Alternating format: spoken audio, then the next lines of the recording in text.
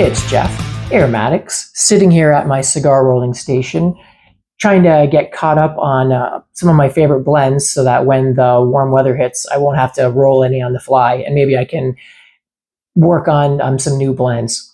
While I was here, I figured I got some time, maybe I could do a video, and it's one I've been thinking of doing, and that is talking about what I would call my trophy pipe blends. Now, first of all, I just want to put this out there that this is not like a bragging session, because just because these blends I'd consider my trophy blends, rare or hard to get, doesn't mean they're even my favorite or that they're even that good. It's just what I would consider special, rare, hard to get. There's just something about them that I would consider my trophy blends. And I think that we all have them, at least some of us that collect tobaccos. So I'd be interested, if after this video, if someone's interested, to write down what theirs are in the comments, or even do a video and talk about their trophy blends. Now, and once again, pipe tobaccos are just pipe tobaccos, even if they are hard to get or what you would call, special. That doesn't mean that they're special to everybody. These are just special to me. So like I said, it's not a bragging session. It's not trying to show off. It's just talking about tobacco. I like to hear about yours as well. So, okay, let's start off with one right here. And this one, I don't think too many people would consider it, like a lot of these are my own personal ones. So, and that is Autumn Evening. But what's special about this Autumn Evening is that it is a tin from 2004. So it's got 20 years age on it. Now, I know most people would say, it's just an aromatic, but it's a straight Virginia, and it actually does taste different. There is a difference to it. Anyway, Autumn Evening is just one of my favorite aromatics, favorite tobaccos, actually. And I thought it was really cool that I found a tin that, who knows, this might even be one of the first years that they started making it. I don't know. I'd be interested in finding out when the first year of Autumn Evening was made. It's very enjoyable. It actually hasn't lost any flavor. If anything, it's a little bit stronger than the current blend. Now, that doesn't mean it's necessarily better. My favorite way to smoke Autumn Evening is when you buy a fresh tin and you open it and tin it and just let it sit for about 5 years. So it's a different type of fermentation. It's still aging. It's just not fermenting in the can. And I like that. I find that it's the sweetest and it's a little bit milder, but it's still got that red Virginia maple taste. So that's the way I would actually prefer to smoke Autumn Evening. But it's still really cool to say that I've got a 20-year-old tin of the stuff, since it's one of my favorite tobaccos. All right, another one that I don't think too many people would consider that special, but to me it is, and it's not even one of my favorite tobaccos, but it's just cool and unique. And that is Just for Him's Shortcut to Mushrooms. Now, what this is, for those who don't know, back in the day, Just for Him came out with a bunch of The Hobbit, like it was based on The Hobbit, the movies, Lord of the Rings, their own tobaccos. And one of them that was very popular and interesting was Shortcut to Mushrooms. It's basically an aromatic with a little bit of Latakia in it, so it's Latakia and Black Cavendish, but it's just got such a unique smell and taste. It's different. It does kind of have that kind of mushroomy, sweet vanilla smell to it. There's just something about it. Like I said, it's not one of my favorite tobaccos, but it's rare now. They don't make it, probably because I'm guessing it used McClellan's tobaccos in there, which aren't available anymore. But to me, this represents what I'm thinking of, Lord of the Rings. If I was to smoke something to commemorate it, this would be the official Lord of the Rings tobacco for me. So that's what makes this one a trophy blend special to me. Okay, one of my absolute favorite Virginias is Cornell and Deal's small batch Carolina Red Flake, and this tin is probably I think it's their second run of it. Their first run, they had a problem with mold, and then they had another run, and it's, as far as I know, it's the same Virginia. So it's a really rare, unique blend of red Virginias that they can no longer get. And I really enjoy it. It's one of the few Virginias that actually has lots of strength and lots of complexity. For a red Virginia, it's super complex. But the fact that it's just super rare and I really enjoy it makes this a trophy blend for me. All right, continuing on. Speaking of Virginias, this one I just reviewed quite recently, and it took me a while to get the full feel of it. But ever since I've been smoking it more, I've really enjoyed it, and that is the Gowth and Hogarth's or Samuel Gowth's Full Virginia Flake Burnt Ends. So this is a plug version of Full Virginia Flake that's on the edge of where it's been pressed. So it's been steamed a little heavier. So it's got a little bit of a caramelized edge to it. Great Virginia. And what makes this a trophy blend for me is not just the fact that I like it, but the fact that I don't know anybody else that has it. Like I just got lucky and got an 8-ounce box of it. So it is super rare. It's just, that's what makes it so special and trophy for me.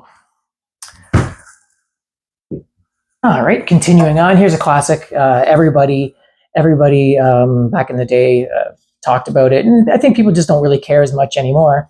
But that is Esoterica's Penzance, and this was the first tin that I ever got. I remember even when I first started smoking and getting into Englishes, people were talking about this. And it was the same thing as the Full Virginia Flake Burnt Ends. Just one day I was on the site and it was there. I got it and it was sold out. So right away when I wanted to try it, I got to try it. I have had a little bit more since then. This is one of those Englishes where even though it's a trophy blend, I don't really think it's that great. I think that it's just a run-of-the-mill. Like it's a great English, but it's still an English, and Englishes only get so good for me. It has to have something extra to it. If you want something, it's already been said lots of times before, but if you like Star of the East, or if you've tried Star of the East or Quiet Nights, then you've got the basic idea of Penzance. Penzance is unique in itself, but if you want something in that ballpark, there's stuff available that's just as good, or some people find better. From the same company, pretty much, is the Germain's Rich Dark Flake. Now this one I actually really do enjoy. And why I consider this a trophy blend is, number one, it's really hard to get. And number two, there's nothing, it's such a simple blend of Virginia and Burley, but there's nothing that tastes like it exactly. It's not super unique. It just has like a burnt molasses taste to it that you would think would be really easy to replicate, but nobody has. So there's nothing like it. When I smoke it, it's like a special occasion smoke that it's not one of my favorites by any means, but it's just unique and there's nothing like it. And it's rare. So trophy blend. All right, continuing on. Here's one that I think it's a love it or hate it tobacco. And if you've even heard of it, kind of had a limited run. And that is Lane Limited's Andulio. I'm surprised this tobacco is not used more, because it is used in the Dominican as a pipe tobacco. What it is Dominican cigar tobacco that's rolled up really tight in banana leaves for a year till it gets like hard as like a hard rubber, and then they just shave it off and they smoke it in their pipe. Some cigars use it in their blends, but this is basically it's like BCA Black Cavendish mixed with a little bit of Latakia and that Andulio tobacco, and I love it. This is probably, not only is it one of my trophy blends, it's also one of my top 5. I love the taste of it. It's got lots of strength. It's got everything I like. It's aromatic, plus it's got strength, plus it's got some complexity, and it's got some cigar leaf in it, and I'm a cigar guy. So it's got everything that I want in a pipe tobacco, and it doesn't bite. And also, very cool tin art. Andulio. I have quite a few tins of it, but I wouldn't mind getting a few more, actually. Okay, now here's ones that I actually think are super overrated. I don't see what I think it's actually, there's a lot of hype. And because these blends right here, you always hear everyone talk about them and everyone's buying them, but I never hear of anybody actually smoking them. Like whenever you see pictures and people talking about what they're smoking that day on Instagram or whatever, you rarely see the McClellans. Everyone talks about how much they love them. I never see anybody smoking them. But they're still trophy blends because they're really hard to get. So I just grabbed a few of my tins.